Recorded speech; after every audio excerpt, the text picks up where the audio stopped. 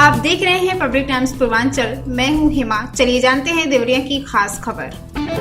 चोरों ने मंदिर की दान पेटी का ताला तोड़कर चोरी कर ली। सीसीटीवी में कैद वीडियो खूब वायरल हो रहा है। यूपी के देवरिया में चोरों का हौसला बुलंद नजर आ रहा है, जहां कोतवाली थाना क्षेत्र के परमार्थी पोखरा के निकट स्थित मंदिर की दान पेटी का ताला तोड़कर चोरी कर ली गई है। इस चोरी की वारदात सीसीटीवी कैमरे में कैद हो गई है। वहीं आप वीडियो में साफ तौर पर देख सकते हैं कि दो चोर मंदिर के गेट से कूदकर अंदर जाते हैं और मंदिर में रखे दान पेटी का ताला तोड़कर चोरी करते हुए नजर आ रहे हैं। वहीं इनमें से एक चोर की नजर मंदिर में लगे सीसीटीवी कैमरे पर पड़ती है तो वह अपने चेहरे को हाथों से छुपा रहा है।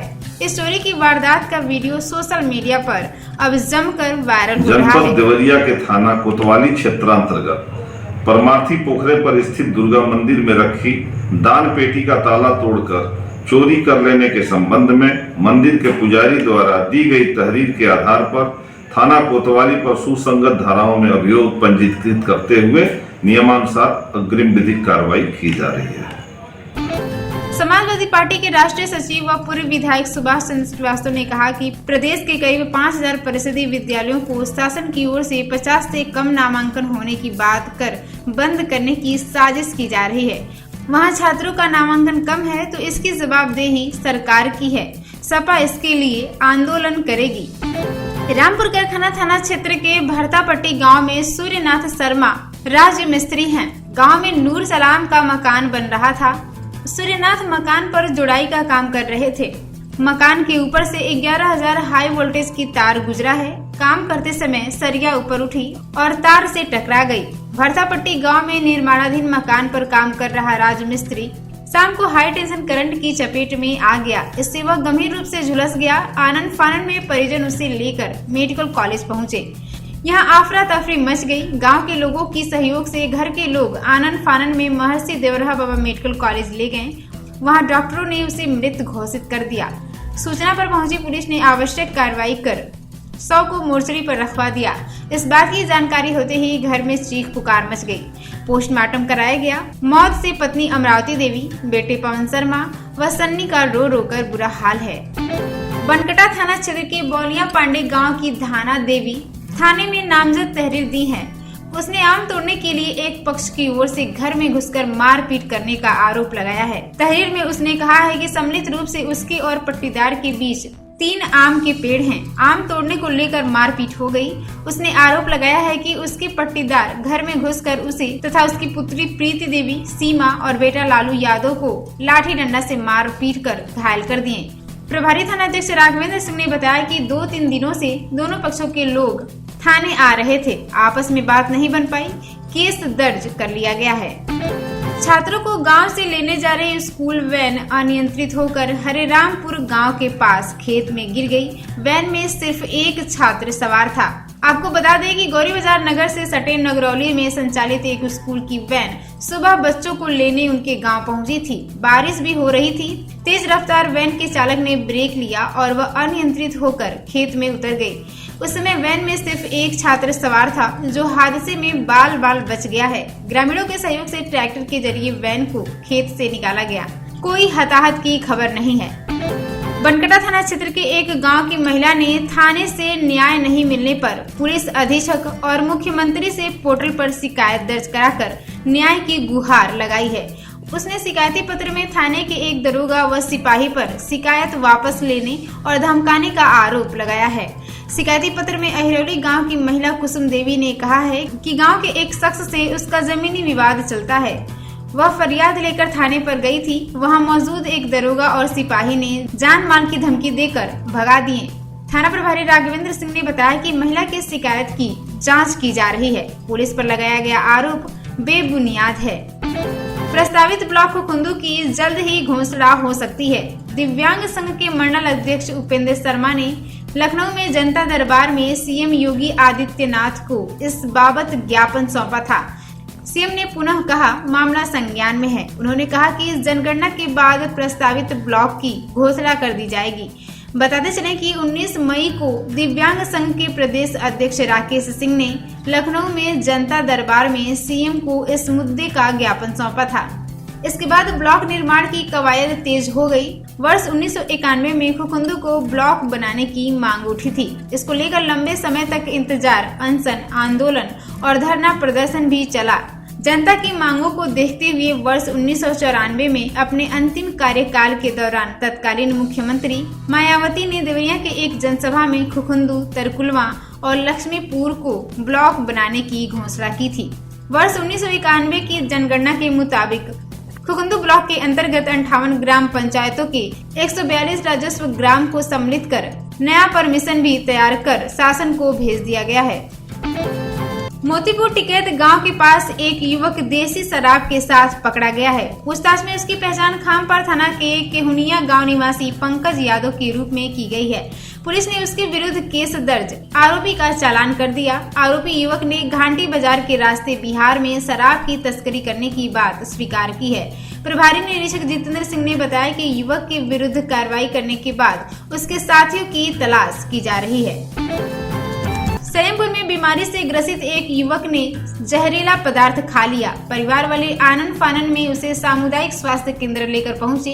डॉक्टर ने प्राथमिक उपचार के बाद मेडिकल कॉलेज रेफर कर दिया। वहां भी हालत में सुधार नहीं होने पर डॉक्टर ने गोरखपुर मेडिकल कॉलेज रेफर कर दिया, जहां इलाज के दौरान उसकी मौत हो गई। जानकारी के अनुसार सलेमपुर कोतवाली क्षेत्र के बिगही गांव निवासी अनूप यादव दोपहर को बीमारी से परेशान होकर जहरीला पदार्थ खा लिया। मौत की खबर मिलते ही परिवार में चीख पुकार में कोतवाल संतोष कुमार सिंह ने बताया कि जहरीला पदार्थ खाने से युवक की मौत की खबर मिली है, मगर तहरीर नहीं मिली है। खुखुंदू थाने के पास दोपहर बाद एक आम से लदे पिकअप को रोककर एआरटीओ आशुतोष शुक्ला ने ओवरलोड बताकर 26,000 का चालान काटने को कहा। इस पर चालक बोला, जितना चालान बनता है काट दीजिए, हम ऑनलाइन भर देंगे साहब। इसी बीच एआरटीओ चालक और पिकअप चालक में किसी बात को लेकर बहस होने लगी। चालक ने कहा कि अगर गाड़ी पकड़ी गई तो उसमें जो फल है सड़ जाएगा, ऐसा हुआ तो हम यहीं पर आत्मदाह कर लेंगे। आत्मदाह की बात सुनते ही एआरटीओ के सुरक्षाकर्मी पिकअप चालक को पकड़कर थाने लेकर चले गए। पुलिस ने पिकअप सीज कर दिया है और चालक से पूछताछ करने की बात कह रही है। जानकारी के अनुसार इमरान अंसारी बहराइच के आम के व्यापारी हैं। वह एक ऑर्डर पर एक पिकअप से आम लेकर सलेमपुर जा रहे थे। सोनू घाट के पास एआरटीओ वाहन की चेकिंग कर रहे थे। वहां पिकअप को सुरक्षा कर्मियों ने हाथ देकर रोक लिया। इसके बाद पिकअप को ओवरलोड बताकर चालक राजू से चालान की बात कही गई। उसने कहा ठीक है चालान कर दीजिए। फिर उसे पिकअप लेकर खुखुंदू थाने चलने को बोला गया। चालक पिकअप लेकर खुखुंदू थाने चल दिया। पीछे से एआरटीओ की गाड़ी भी आ रही थी। जैसे ही पिकअप चालक गाड़ी लेकर खुखुंदू थाने के पास गया तो उसे इशारा कर थाना गेट से कुछ दूर आगे ले जाकर रोकने को कहा गया। वहां पिकअप रुकने के बाद एआरटीओ के पिकअप चालक से जाकर बोला कि 26,000 का चालान कटेगा। पिकअप चालक राजू ने कहा कि जो चालान है काट दीजिए, ऑनलाइन भर देंगे। गाड़ी पकड़ी गई तो आम सड़ जाएगा और मैं यहीं आत्मदाह कर लूंगा। प्रत्यक्षदर्शियों का कहना है कि इसके बाद पिकअप चालक और एआरटीओ चालक के बीच नोक झोंक होने लगी। फिर उनके सुरक्षाकर्मी पिकअप चालक को लेकर थाने में चले गए। खुखुंदू पुलिस का कहना है कि पिकअप सीज कर दिया गया है और चालक पर बदसलूकी का आरोप लगा है। उससे पूछताछ की जा रही है। बरहजनगर के जयनगर वार्ड में करंट की चपेट में आने से दुकानदार धर्मेंद्र की मौत हो गई। इसकी जानकारी होने पर उसका साथी बबलू सदमा बर्दाश्त न कर सका और उसकी भी जान चली गई। इसके बाद से दोनों के घरों में चीख पुकार मच गई है। हादसे से लोग हतप्रद हैं। जयनगर निवासी धर्मेंद्र विद्युत निगम कार्यालय गेट पर कंप्यूटर की दुकान चलाता है। लोगों के अनुसार वह रोज की भांति दुकान पर थे। वहां रखे डीप फ्रीजर में करंट आ गया। इसकी चपेट में आने से धर्मेंद्र की मौत हो गई। बताया जा रहा है कि धर्मेंद्र की करंट के जद में आने से मौत किसी को भनक तक नहीं लग सकी। कुछ देर बाद फोटोकॉपी कराने गए एक शख्स ने धर्मेंद्र को डीप फ्रीजर से चिपके और मृत अवस्था में देखकर शोर मचाया। इसे सुनकर अगल बगल के लोग जुट गए। परिवार वालों ने बताया कि बबलू घर पर भोजन कर रहा था। इसी बीच धर्मेंद्र के मौत की जानकारी बबलू को मिली। सदमे में उसकी अचानक तबीयत बिगड़ गई और वह जमीन पर गिर पड़ा। लोग जब तक कुछ कर पाते उसकी भी मौत हो गई। इसके बाद घर में चीख पुकार मच गई। दोनों की मौत की जानकारी होने पर दरवाजों पर मोहल्ले और आसपास के लोगों की भीड़ जुट गई। इसी बीच सूचना मिलने पर पुलिस भी मौके पर पहुंच गई। गर्मी की छुट्टियां और शादी विवाह के कार्यक्रम पूरे होने के बाद अब जिले से बड़ी संख्या में लोग रोजी रोटी के लिए परदेश लौटने लगे हैं, मगर कंफर्म टिकट नहीं मिलने से उनकी मुश्किलें बढ़ गई हैं। मुंबई, दिल्ली, गुजरात और पंजाब जैसे महानगरों में काम करने वाले प्रवासी मजदूर कंफर्म टिकट के लिए इधर उधर भटक रहे हैं। कई यात्रियों ने हफ्तों पहले आरक्षण कराया, मगर अब तक उनका टिकट वेटिंग में ही अटका हुआ है। वहीं कई महत्वपूर्ण ट्रेनों में वेटिंग भी फुल हो गए हैं। इसको देखते हुए लोग महंगे दामों में तत्काल टिकट लेने या एजेंटों का सहारा लेने को मजबूर हैं। ऐसे में परेशान लोगों ने स्पेशल ट्रेनें चलवाने की मांग की है। देवरिया सदर और भटनी रेलवे स्टेशन से चलने वाली लंबी दूरी की ट्रेनें काशी, गोदान, वैशाली, आम्रपाली, गोरखपुर, अहमदा, लिच्छवी, गोरखपुर, पुणे, बिहार संपर्क क्रांति और पूरबिया एक्सप्रेस में भीड़ देखी जा रही है। इन ट्रेनों में जनरल कोच में पैर रखने का भी जगह नहीं है। प्रमुख ट्रेनें में शामिल हैं वैशाली, काशी, पूरबिया और लिच्छवी एक्सप्रेस आदि। मुंबई जाने वाले यात्रियों ने रेलवे प्रशासन से अपील की है कि वो भीड़ को देखते हुए विशेष ट्रेनों का संचालन करें और मौजूदा ट्रेनों में अतिरिक्त कोच जोड़े जाए, ताकि प्रदेश लौटने वाले लोगों को राहत मिल सके। देवरिया सदर के RPF इंस्पेक्टर आस मोहम्मद ने बताया कि शिकायत मिलने पर बाहर कंफर्म टिकट का दावा करने वालों के खिलाफ कड़ी कार्रवाई की जाएगी। स्टेशन अधीक्षक भटनी मनोज पांडे ने बताया कि गर्मियों की छुट्टियों के बाद मुंबई, दिल्ली, गुजरात और पंजाब के यात्री बढ़े हैं। इससे इन रूटों की ट्रेनें भीड़ के साथ जा रही हैं।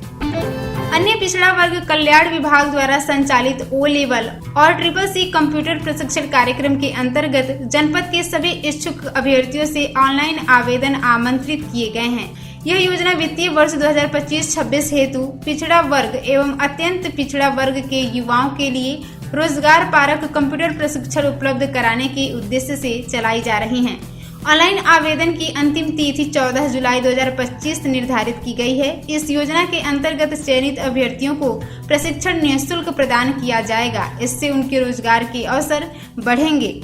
आवेदन के लिए अभ्यर्थी http:/backwardwelfareup.gov.in अथवा http:/obcomputertraining.upsdc.gov.in वेबसाइट के माध्यम से ऑनलाइन आवेदन कर सकते हैं। आवेदन केवल ऑनलाइन ही स्वीकार किए जाएंगे। किसी भी प्रकार के त्रुटिपूर्ण या अपूर्ण आवेदन स्वीकार नहीं किए जाएंगे।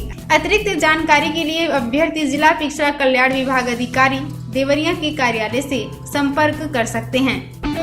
हज 2026 के लिए आवेदन प्रक्रिया को लेकर राज्य हज समिति लखनऊ द्वारा आवश्यक दिशा निर्देश जारी किए गए हैं। प्राप्त जानकारी के अनुसार हज 2026 की आधिकारिक घोषणा जुलाई 2025 में संभावित है। हज यात्रा के लिए पासपोर्ट से जुड़ी कई महत्वपूर्ण शर्तें तय की गई हैं, जिनका पालन करना अनिवार्य होगा।